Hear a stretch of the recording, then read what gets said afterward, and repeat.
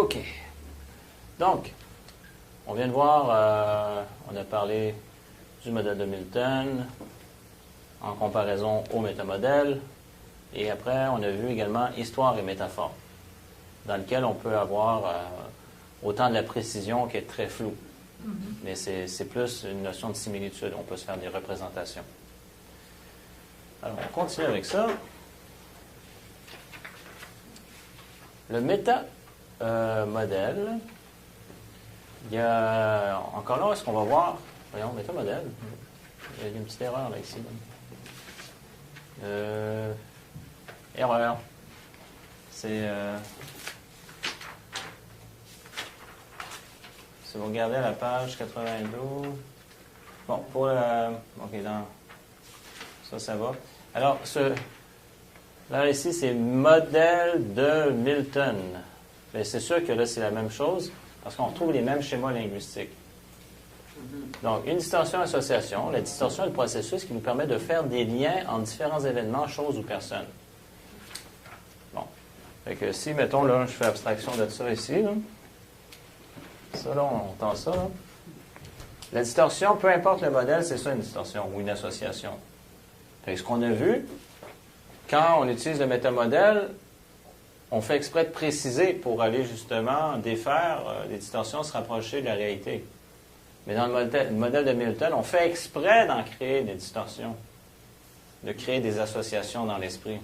Mais c'est le même schéma linguistique. Mais dans ce cas-là, là, dans ce qui nous intéresse, là, c'est le modèle de Milton qui est là. Modèle de Milton. Milton modèle. Oui, c'est ça. Je vais juste me prendre une note pour changer les diapos. Changer de diapo.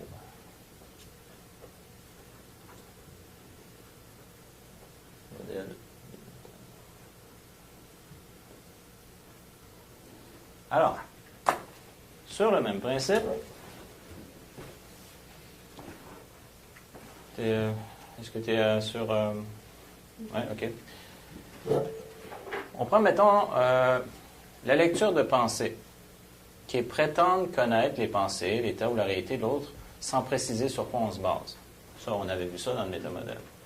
Alors maintenant, dans le modèle de Milton, un exemple, c'est... Je sais que vous avez les capacités pour faire ce changement. Ou encore, vous faites partie de ces gens pour qui grandir et contribuer est important. C'est quoi tu parles? Vous connaissez longtemps. Il connaît plus que moi. Donc, l'avantage, ça donne l'impression à l'auditeur que l'on connaît sa réalité intérieure, que ce soit les pensées, les émotions, les sensations, les capacités.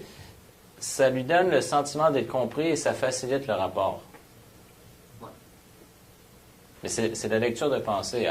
À moins que la personne vienne nous dire « Moi, je suis quelqu'un qui aime grandir et contribuer. » Ah, OK, bon, ben là, parfait. Ben, je me base sur ce que tu as dit. Mais sinon, on va dire, mettons, je vais assumer quelqu'un qui vient avec moi en coaching. Ben, vous faites partie de ces gens-là et c'est pour induire ça. Amener la personne à grandir et à contribuer, tout dépendant de ses objectifs, là, évidemment. Ou justement amener la personne en rentrant en contact avec ses capacités pour faire le changement. Je sais que vous avez les capacités pour... Donc là, c'est comme donner... Finalement, dans l'induction, c'est donner que la personne se donne cette permission de se connecter à ses capacités pour faire les changements. Ça, c'est une induction. Donc, vous voyez ça? La lecture de pensée, maintenant, on fait exprès de faire une distorsion-association là, pour aller chercher cet effet-là. On continue. Cause à effet. Donc, X crée Y. On voit que c'est les mêmes schémas qu'on a vus dans le modèle donc le métamodèle. C'est lié deux éléments qui n'ont pas nécessairement de lien logique. Alors, exemple, à chaque respiration que vous prendrez, vous vous sentirez de plus en plus détendu. Ou encore, cette confiance que vous ressentez vous permettra de vivre ce que vous désirez. Ou comme vous voyez maintenant les choses sous un autre angle, vous aurez plus de facilité à bien comprendre la situation et à trouver une solution. Donc, ça permet, donc l'avantage, ça permet de créer un lien entre une expérience que l'auditeur vit et un changement que l'on facilite. Alors, si on prend le premier exemple, à chaque expiration que vous prendrez, vous vous sentirez de plus en plus détendu. Donc là, il est en train de vivre cette expérience-là. Donc, mais là, on voit ça comme une cause, là, mais que chaque respiration, finalement, ça va amener tel effet. Vous allez voir, là, dans les exemples que je donne, là, il y a plus que ça. Il y a d'autres schémas qu'on va voir plus loin. Vous se direz, ah oui, mais c'est pas aussi ça. Oui, dans certaines phrases, il y a plus qu'un schéma qui est utilisé. Mais dans ce cas-ci, mettons, là, c'est cause à effet.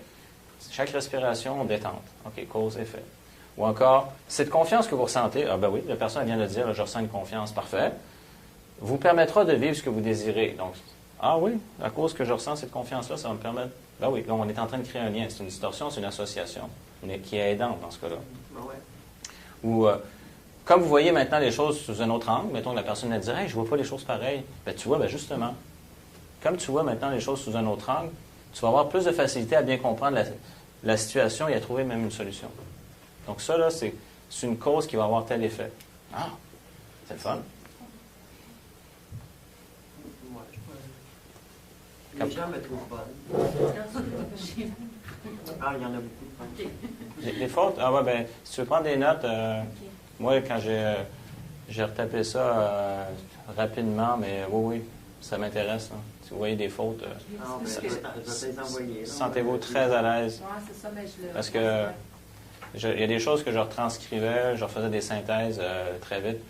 Fait qu'en ce moment, on pourrait dire que je suis comme dans un sprint où je fais 2 jobs en même temps. Fait que, Ouais, je sais ce que c'est. puis ce que je voulais, parce que j'avais déjà un modèle, mais j'ai voulu vous ramener des schémas pour compléter. Fait qu'il y a même des choses que j'ai reformulées. Fait que c'est possible que les affaires, j'ai fini cette semaine encore. C'est pas une critique. Non, mais je... Donne, C'est un bon comme. ouais, ben, tu me transmettras cette information-là, s'il te plaît. J'ai concentré. Donc, on voit ici, donc, créer le lien de cause à effet. Ensuite, équivalence complexe, donc X égale Y, donc 2 éléments interprétés comme étant synonymes, jugés comme étant équivalents. Donc, des exemples. Lorsque tu arrives à bien utiliser le modèle de Milton, cela signifie que tu as un grand pouvoir d'influence, donc ici, je n'ai même pas oublié de 1, tu as un grand pouvoir d'influence positive et de leadership.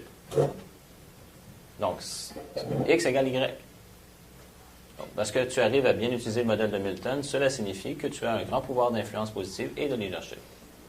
Donc, propose une vérité comme base qui permet à l'auditeur de plus facilement se donner la permission d'accéder à ses ressources.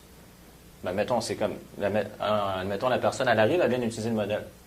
Ben voilà, ça dénote maintenant que tu as un grand pouvoir d'influence positive et de leadership. Puis dans les faits, on regarde les leaders. Souvent, ils utilisent le modèle de Milton. Fait que c'est pas loin de la réalité, là. Ah, ouais, c'est ça. Ça fait du sens. Un autre modèle, une présupposition. L'idée est dite comme étant une vérité et une réalité. Tu intègres de plus en plus le PNL. C'est évident, tu l'intègres de plus en plus. Ah, OK. Ou tu seras étonné de réaliser à quel point il est facile d'utiliser le modèle de Milton. Tu vas être étonné. Tu vas voir. Donc, la présupposition permet à l'auditeur d'accepter inconsciemment les idées énoncées et facilite la réponse désirée. C'est là qu'on se fait avoir, si on n'est pas conscient. Ouais. Fait que là, vous risquez d'avoir trop de facilité à intégrer toutes les nouvelles notions. Donc ça, ce sont dans le modèle de Milton, des distorsions et associations. Donc je répète ici, c'est vraiment le modèle de Milton. Maintenant, on y va dans la partie généralisation. Après ça, vous allez voir, on va avoir le temps de creuser là, tout ça. Là, je vous montre. Si jamais vous avez des questions, vous savez, vous pouvez les poser. Généralisation. La généralisation est le processus par lequel une expérience spécifique représente l'ensemble en entier dont elle fait partie. Ce qu'on avait vu avec le métamodèle, et dans ce cas-ci, c'est pour le modèle de Milton. Alors, des exemples de généralisation, les nominalisations, c'est un nom qui est statique, donc qui fige un processus. Donc, un processus, généralement, est défini par un verbe. Donc, mots abstraits qui ne peuvent être mis dans une brouette. Souvent, c'est en sémantique, là, toute la notion de linguistique, on dit, est-ce que tu es capable de mettre ça dans une brouette? Fait que, mettons, est-ce que tu as déjà mis l'amour dans une brouette, la liberté dans une brouette, une peur, la colère? Donc, là, on commence à voir, c'est pas du tangible. Donc, ça n'a pas le VACOG. Donc, c'est une nominalisation. OK, donc moi, je pourrais dire être mis sur une étagère. Oui, sur une étagère. Souvent, j'ai vu par plusieurs auteurs, Michael Hall l'utilisait, j'ai vu dans d'autres livres de PNL, souvent ils utilisent l'image de la boîte. Hein. Mais, j'ai vu ça. Ouais. Mais bon, c'est sûr, encore là, on va dire, oui, mais une maison, tu peux pas mettre dans une boîte. Fait que, bon, OK, ben, une grosse boîte d'abord. Une grosse boîte, c'est ça. C'est ça. Alors, les exemples. Ces prises de conscience vont vous permettre de faire les changements que vous désirez. Ou vous pouvez ressentir cet état de calme et de confiance. Donc ici, c'est un mot, changement. On ne sait pas exactement c'est quoi, mais il y a une notion, là, c'est une nominalisation. Fait que ça serait, là, on pourrait demander avec le métamodèle spécifiquement c'est quoi qui change, comment, etc. Mais là, ces prises de conscience vont vous permettre de faire les changements que vous désirez. Ah, avec la personne, OK. Ou vous pouvez ressentir cet état de calme et de confiance. Donc, on voit que l'avantage là-dedans, c'est que l'auditeur peut donner le sens qu'il désire, correspondant à sa structure profonde. Donc, le sens qu'il désire au mot. Donc, le sens qu'il désire, c'est sa structure profonde. Donc, aux mots, qui sont la structure de surface qu'il entend.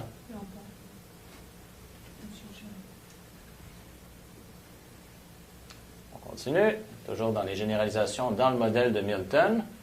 Quantificateur universel, termes tels que toujours, tout, tous, jamais, aucun, personne, chaque fois, puis là, il y en a encore d'autres. Là.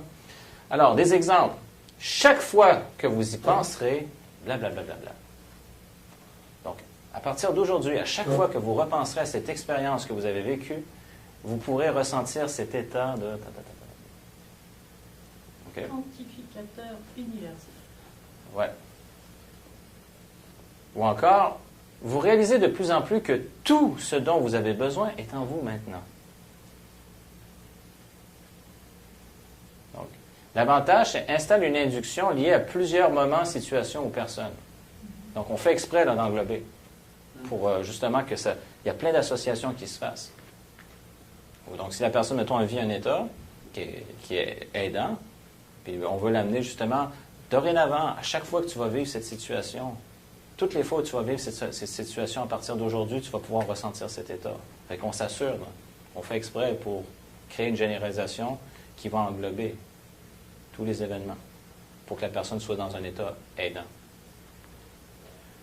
J'aime ça au bout. T'achètes? Oui, certain, j'achète. On va m'enregistrer en faire de ça, tu vas mettre ça, tu vas couper. OK. Toujours dans le modèle de Milton, généralisation, opérateurs modaux. Donc, les règles qui délimitent la nécessité. Donc, je dois, je ne dois pas, il faut, il ne faut pas. Ou encore les règles qui délimitent la possibilité ou l'impossibilité. Je peux, je ne peux pas, je vais ou je ne vais pas, etc. Donc, des exemples.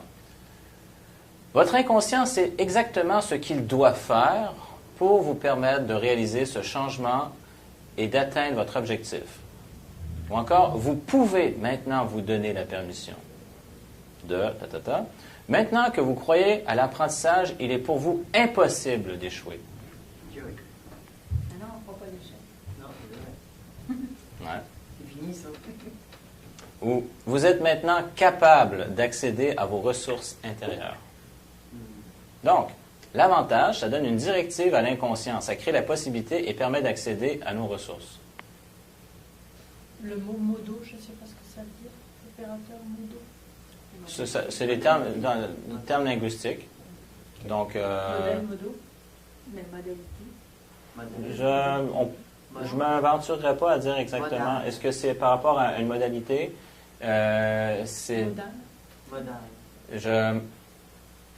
C'est des termes linguistiques. Fait, où est-ce qu'ils ont été le chercher? Ils appellent ça des opérateurs modaux, donc qui regroupent ces règles-là. Okay. Maintenant, est-ce que c'est par rapport à un mode de fonctionnement? Mode d'opération. Moi, j'aurais plus tendance à penser à un mode d'opération, donc dans ce sens-là.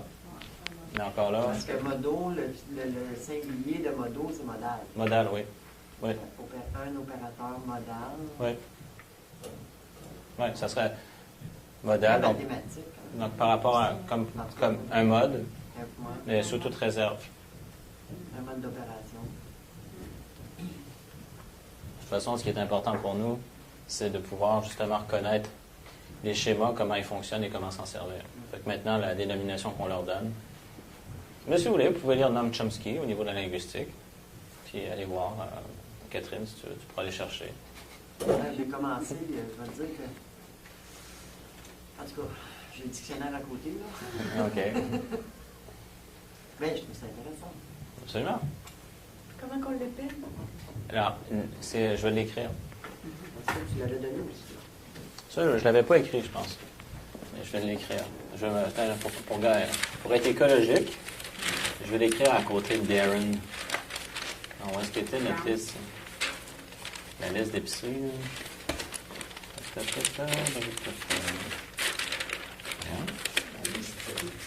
Ben, c'était plus pour manger, là, quand on allait au restaurant. Le menu. Bon.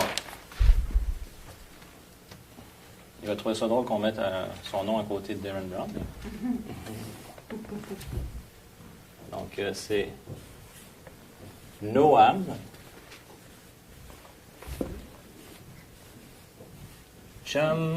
Chomsky, qui est, pendant longtemps, je ne sais pas s'il est encore là, mais qui est... Donc, lui, c'est... premièrement, c'est un linguiste.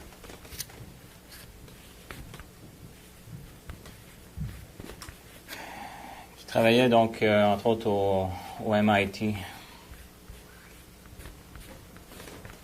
Massachusetts Institute of Technology. Et qui a même un documentaire de l'ONF dans lequel on le voit, qui s'appelle Manufacturing Consent. Il doit y avoir une version française, j'imagine, mais c'est comment on crée l'opinion publique.